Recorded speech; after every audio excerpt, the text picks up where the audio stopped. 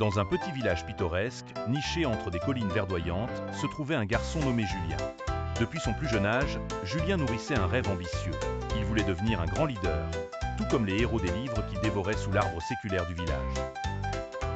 Les villageois l'appelaient affectueusement le chef du petit bosquet, car c'était souvent là qu'on le trouvait, entouré de ses amis, parlant de ses idées novatrices et de ses espoirs pour l'avenir. Julien avait un don naturel pour inspirer les gens.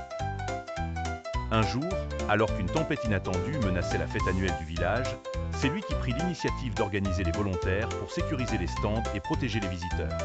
Avec calme et assurance, il guida les villageois avec des solutions simples mais efficaces. La tempête passée, tout le monde savait que sans Julien, la fête aurait sûrement été un désastre. Cependant, Julien savait qu'avoir de bonnes idées ne suffisait pas. Il était convaincu que pour devenir le leader dont il rêvait, il devait apprendre et s'améliorer sans cesse. Il commença à assister à des conférences organisées dans la ville voisine, à lire des livres sur le leadership et à participer à des débats avec des adultes éclairés du village.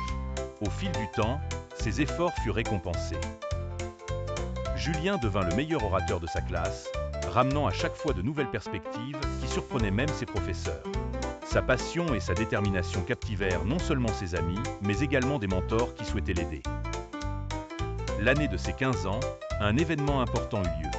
Le maire du village, ayant observé le potentiel de Julien, décida de lui confier l'organisation de la foire d'été. Ce fut un défi colossal. Julien dut apprendre à déléguer, à écouter les avis divergents et à faire preuve d'une responsabilité exemplaire. Avec patience et ténacité, il réussit à orchestrer la foire la plus mémorable jamais vue au village.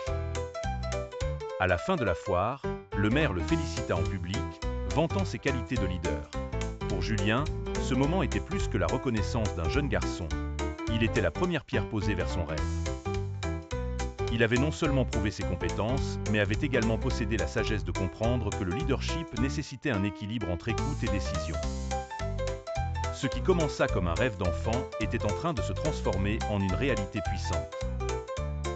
À travers son parcours, Julien montra à tous que le leadership ne se limitait pas à donner des ordres, mais impliquait une vision claire, de la responsabilité et une capacité à rassembler les gens autour d'une cause commune. Les rêves, aussi audacieux soient-ils, sont à la portée de ceux qui osent travailler pour les réaliser.